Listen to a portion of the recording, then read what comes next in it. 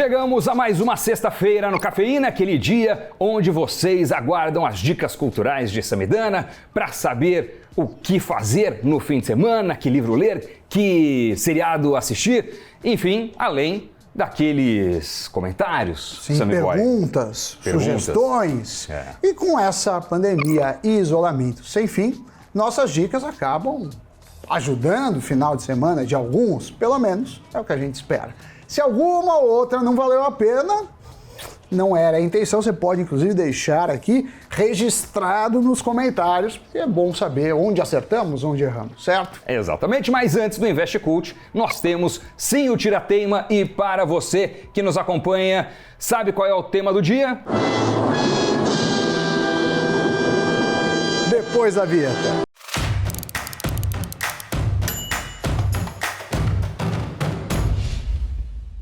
Muito bem, estávamos falando qual é o tema do dia. Hoje iremos responder dúvidas quanto à emissão de DARF, ou seja, quando emitir, em quais investimentos é obrigatório, qual o percentual sobre os lucros, se dividendos pagam ou não pagam e muito mais. Olha só, assunto interessante, parece um assunto cabeçudo, mas é indispensável para o investidor. Então, tentaremos trazer algum elemento didático aqui para resolver essas dúvidas que são recorrentes e passar logo para a dica cultural. Muito bem, Tira-Teima no ar.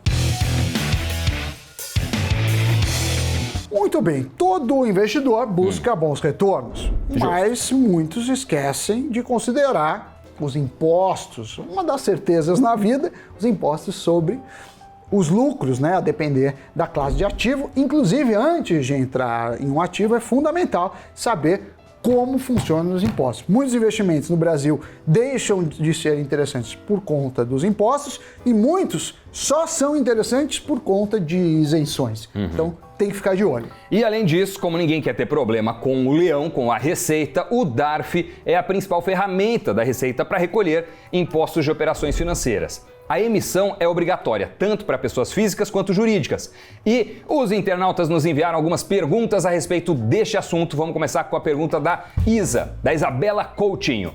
Quando devo emitir DARF? Toda ação que eu comprar, tenho que pagar o imposto? O prazo para emitir é sempre até o último dia útil do mês subsequente aos lucros. Então, se você realizou os lucros em janeiro, a sua DARF deve ser emitida e paga até o último dia útil de fevereiro. Lembrando que no caso das ações, quem fez uma ou mais operações de venda no mês com uma soma inferior a R$20 mil está isento ou isenta do pagamento de imposto. Nesse caso específico, de isenção, não é necessário emitir a DARF, mesmo que tenha obtido lucros. Você, então, só precisa emitir se vendeu mais que 20 mil. Agora, se você vendeu mais que 20 mil e não teve lucro, obviamente, não tem o que pagar. Então, imposto sobre o lucro, caso venda mais que 20 mil. Lembrando que essa questão só vale no caso de ações e especificamente em swing trade. O que é swing trade? Você compra a ação num dia e vende em outro dia. Quando é feito... Outro dia qualquer, depois. Em outro dia. Você investiu hoje, ficou lá um dia, dois, uma semana, um mês, um ano, não importa. Porque se for compra e venda do mesmo dia, aí caracterizado day trade aí não tem esse negócio dos 20 mil. Agora, a gente falou de ações, porque se for opções, fundos imobiliários, ETFs, BDRs, contratos futuros, mercado a termo ou opções, muda o jogo. Então, o que eu falei dos 20 mil é a regra para ações e para swing trade. Compra num dia, vende em outro. Já o Joseph Carvalho quer saber o seguinte, falou, Doni, meu querido, você sabe tudo, por que não me fala um pouco sobre a tributação de fundos imobiliários? Quando os dividendos são pagos, é preciso gerar DARF? E como é o caso de outros investimentos em renda variável? Boa pergunta, Joseph, meu caro, olha só. No caso dos fundos imobiliários, a alíquota é de 20% sobre o lucro da venda do ativo, seja ele para operações realizadas no mesmo dia ou não, tanto faz aqui. Já os dividendos são isentos de recolhimento de imposto, pelo menos por enquanto. Pode ser que isso mude, já que existe a discussão da tributação. Eles deixaram de ser tributados lá em meados da década de 90, quando o Sami tinha quantos anos? Nasci em 79. Tinha lá uns 15, mais ou menos. Meados. Adolescente. Após uma mudança na legislação no governo de Fernando Henrique Cardoso. Mas, recentemente, o tema sobre a tributação voltou com força. Segundo o atual ministro da Economia, o Paulo Guedes, a tributação sobre dividendos será incluída na reforma tributária. Vale ressaltar que o Brasil, assim como Estônia e Letônia, são os únicos países do mundo que não tributam dividendos.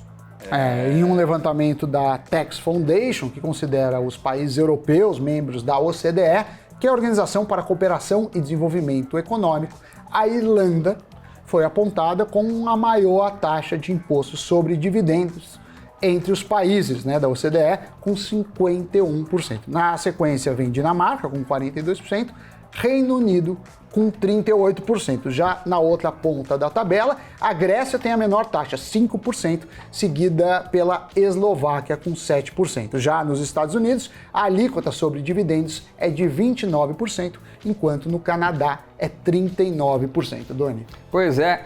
Agora, aqui no Brasil, a gente não tem, mas em compensação temos tantos outros tributos, entendeu? Que há que se analisar essa questão tem que olhar como um todo. Parcimônia, como um todo, né? Como diriam alguns. É um assunto longo, já que há diferentes formas de interpretação quanto à necessidade de tributação ou não de dividendos para o investidor pessoa física, que é o nosso foco aqui, né? Se quiserem um programa só sobre isso, além de como é a experiência em diferentes países, diga aqui nos comentários, tá? Escreva, porque nós usamos muitos dos comentários, particularmente de todos os dias, mas das sextas-feiras em particular, né? Porque a gente tem esse tira-tema, para saber, sobre o que podemos falar nos próximos dias. Então, se você tem interesse em mergulhar mais nessa questão, né, de como funciona a tributação nos outros países, particularmente com relação aos impostos, nos avise, tá certo? Mas então, para sanar a questão, Sammy Boy, no caso dos investimentos em renda variável, as alíquotas são as seguintes: day trade 20%. 20%, então quer dizer, não importa o valor, não tem aquela regra dos 20 mil.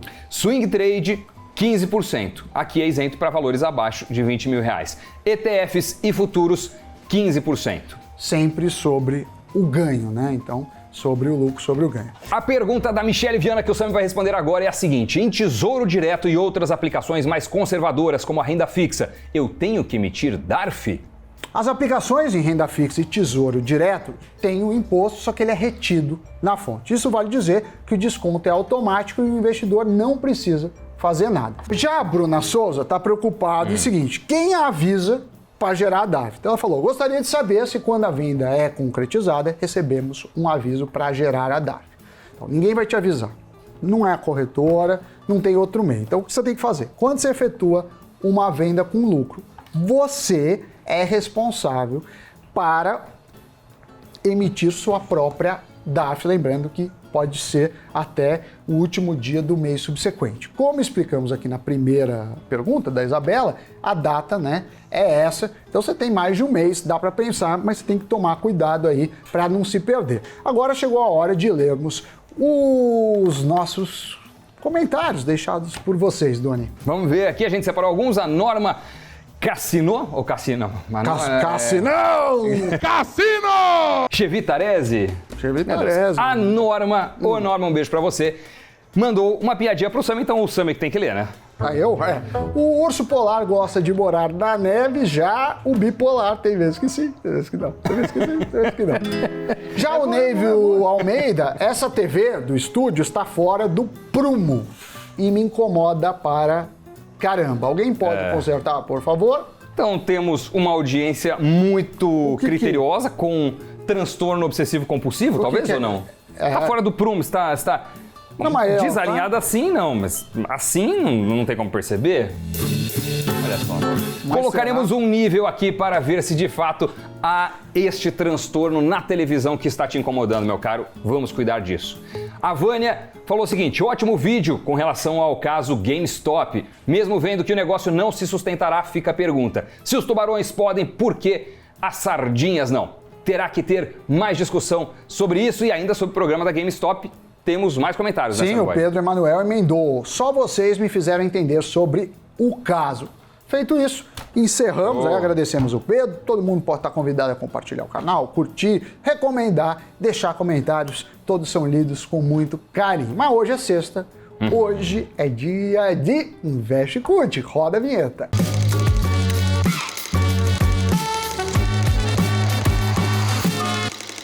Então, a dica de hoje é uma dica recente, é um documentário que para muitos será um dos candidatos, talvez até um dos vencedores do Oscar como filme estrangeiro. O documentário é do Tigre Branco. Ele está disponível na Netflix, eu vi não faz muito tempo. É um filme ou é um documentário? Não, é um filme. Eu falei documentário? É. Não, mas eu errei. Um documentário a respeito dos tigres brancos? Não tem nada a ver. É uma história sobre a Índia.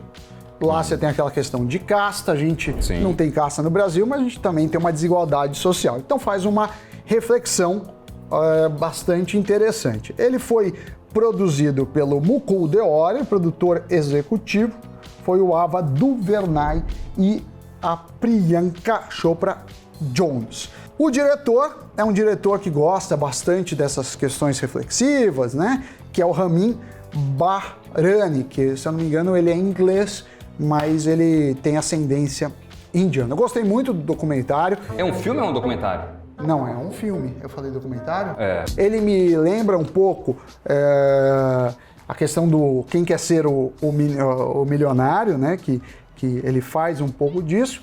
E eu acho que a gente vai se identificar muito. E mostra, assim, um pouco da carreira, né? De uma pessoa que nasce num país pobre, em um lugar não nascendo privilegiado. Então, acho que vale a reflexão.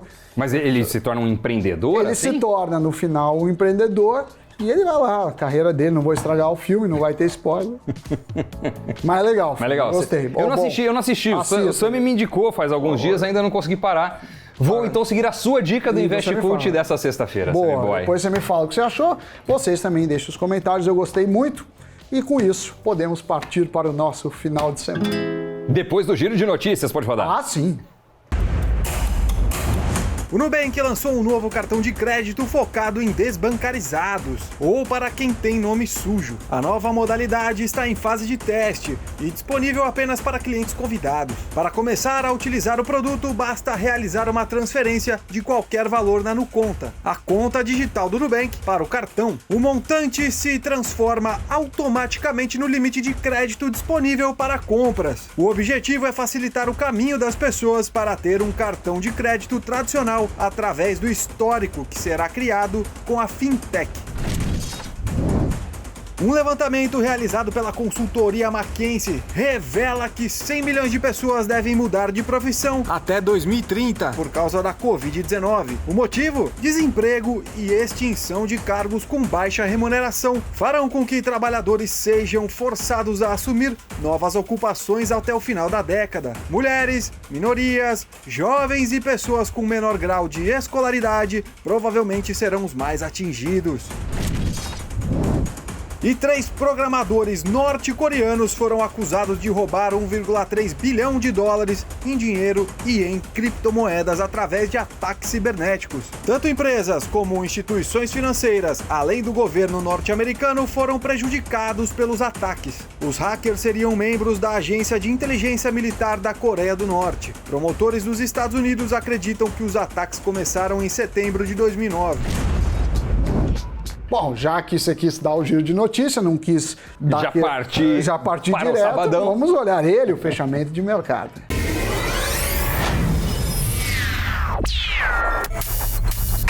O Ibovespa fechou em queda na quinta-feira, acompanhando o mercado americano, que também encerrou o dia no campo negativo. O principal índice da B3 caiu 0,96% aos 119.199 pontos. As maiores altas do dia foram registradas por JHSF, Carrefour e Suzano. Já as maiores baixas foram de Minerva, B2W e TIM. Já o dólar subiu 0,49% em um movimento contrário ao da Bolsa, encerrando o dia a R$ 5,44. E agora sim, Samidana pode colocar a sua bermuda, a minha bermuda sua papete de flores, com meia e a sua pochete para fazer o passeio no parque. Sim, eu farei isso. Não é? E curtir a valer o seu fim de semana. Vocês também. Tchau, tchau, Dani. Tchau, tchau a todos.